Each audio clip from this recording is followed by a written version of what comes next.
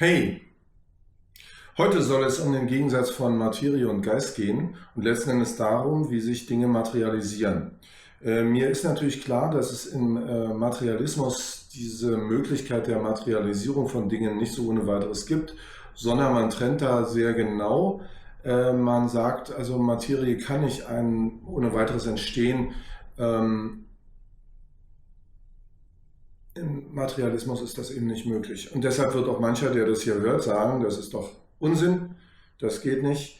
Ähm, Daher muss ich zwei, drei Worte sagen, bevor ich zu dem Eigentlichen komme, wie sich etwas materialisiert. Wenn ich von Materialisierung spreche, dann spreche ich aus der Sicht des Spiritualismus. Der Spiritualismus hat ja diese Unterscheidung zwischen Materie und Geist nicht. Und ähm, in diesem Zusammenhang ist es, glaube ich, sehr, sehr wichtig, dass man mal überlegt, woher der Begriff Materie überhaupt kommt, was es bedeutet und wie es sich entwickelt hat. Ich habe ja immer gesagt, der Materialismus ist wie ein Fundament unter einem riesigen Gebäude, was immer noch größer und größer wird. Es hat also diese Trennung von den Dingen, die aus Materie sind, aus Stoff, was es letzten Endes heißt, aus Stoff sind. Und dieser Stoff, so die Annahme, sei getrennt vom Geist.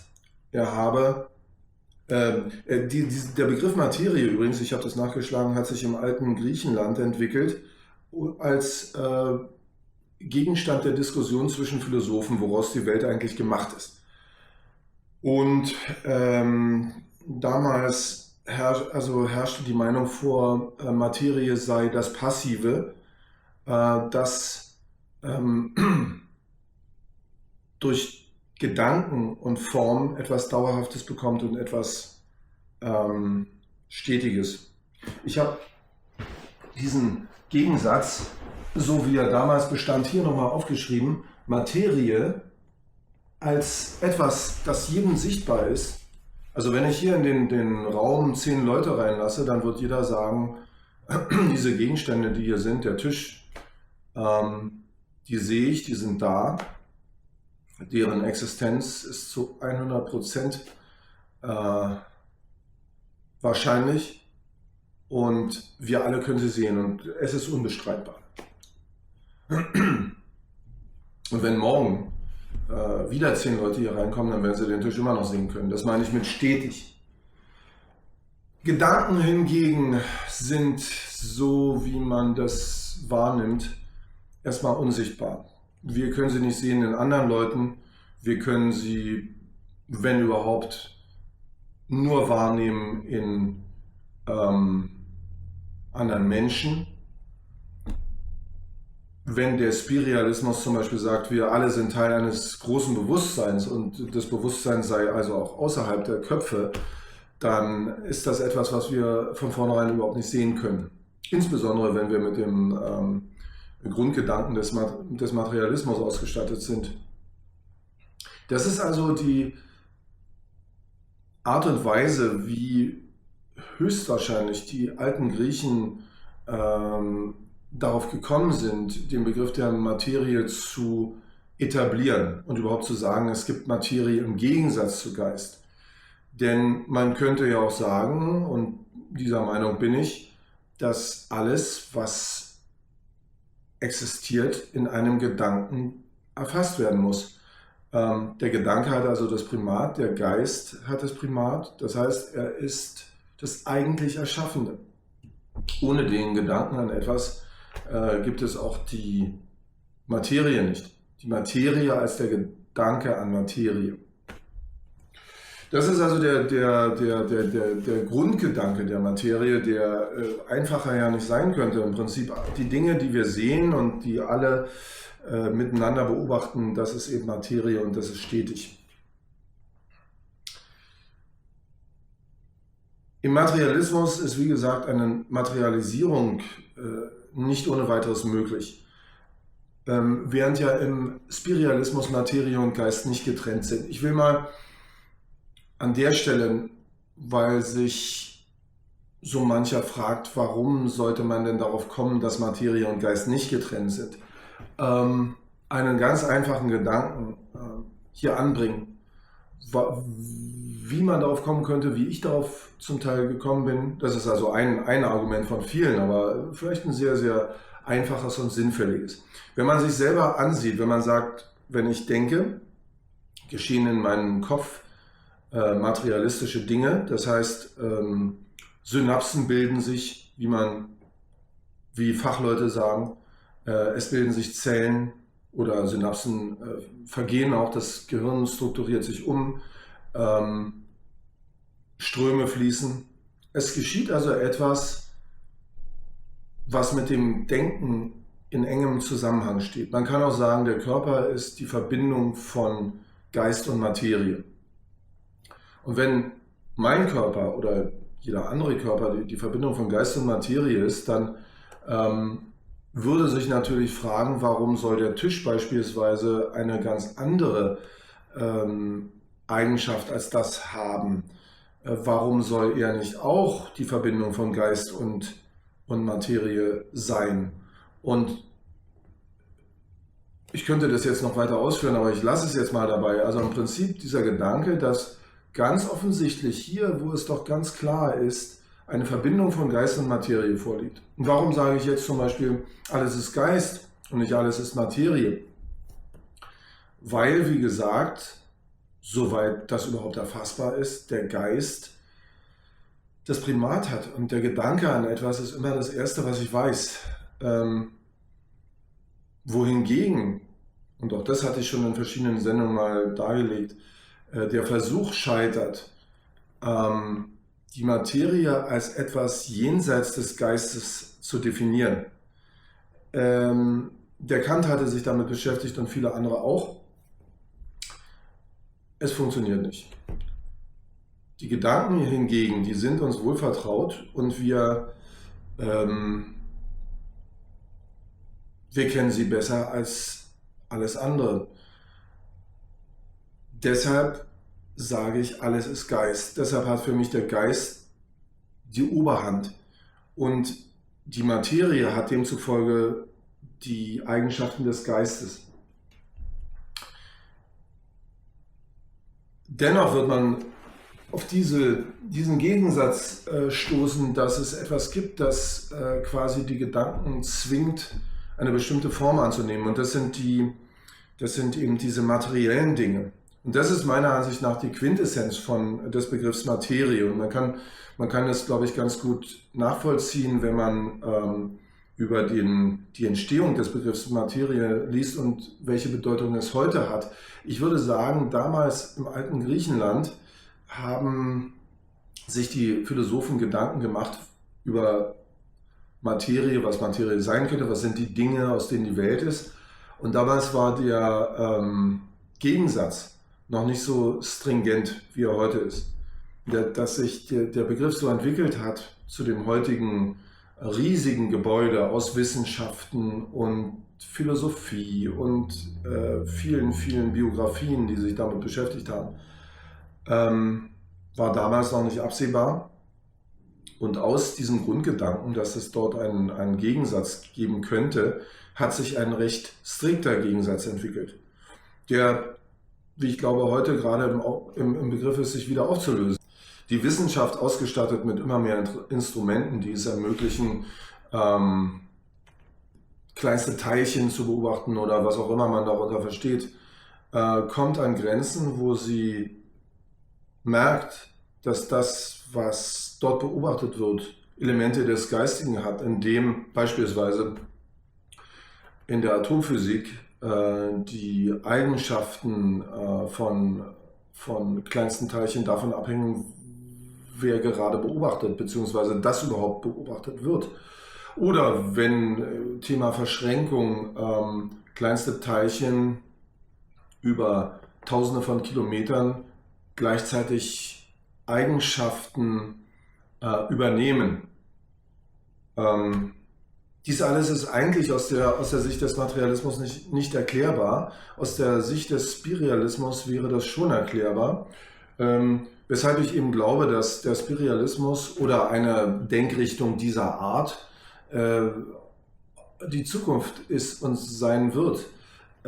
Es ist allerdings sehr, sehr schwierig, sich von dem Materialismus zu lösen. Ich nenne das immer die Gravitation der Gedanken. Wenn sich also einmal eine solche, nennen wir es mal Bubble, gebildet hat, mit einem Widerhall von ständig wiederholten Glaubensgrundsätzen, nämlich dass Geist und Materie getrennt werden, dann ist es schwierig, diese zu verlassen, denn es hängt so vieles davon ab. Nur mal Stichwort, was wäre dann mit den Wissenschaften, wenn sich das auflösen würde? Die Wissenschaften, also das wäre meine Prognose, würden einfach weiter funktionieren und das wäre eine interessante Entwicklung, glaube ich. Wenn ich also von der Materialisierung von Dingen spreche, dann aus der Perspektive des Spiritualismus. Und der Spiritualismus geht ja erstmal davon aus, als Grundannahme und These, die ich ja versucht habe, gerade in ein paar Sätzen darzulegen, dass es Materie in dem Sinn nicht gibt. Im Sinn von unabhängig von Geist. Die Folge ist, was ist also Materie? Materie ist abhängig von Geist. Materie ist ein Produkt des Geistes, Materie ist der Gedanke an Materie.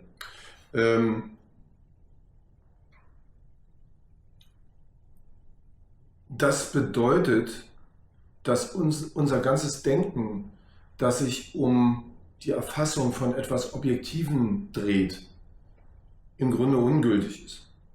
Das Objektive gibt es nicht, denn es gibt ja nicht die außerhalb der Gedanken liegende Welt von Dingen, die jeder so sehen muss. Die Frage, warum es so scheint, als ob jeder alles so sehen muss, beantwortet der Spiritualismus mit der Aussage, dass in jeder Bubble es so erscheint, als wäre das, was die Bubble als Information in sich hat, das einzig Wahre, das einzig Bestehende, das einzig Gültige. Das ist, wie Bewusstsein funktioniert. Und es funktioniert im Grunde wie, ich hatte das Universen genannt, wie Ich-Universen. Oder man könnte es jetzt auch wieder überspitzt sagen, wie eine Bubble.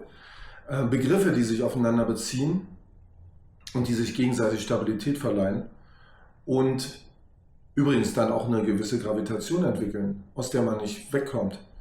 Und die es dann so erscheinen lassen, als seien die Begriffe, die man hat, das einzige mögliche Universum.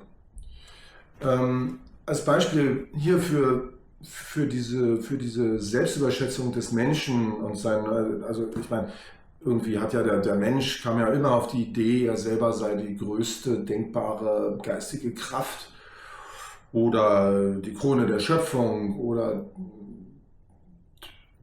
die größte Intelligenz überhaupt. Gibt es noch etwas Größeres als uns?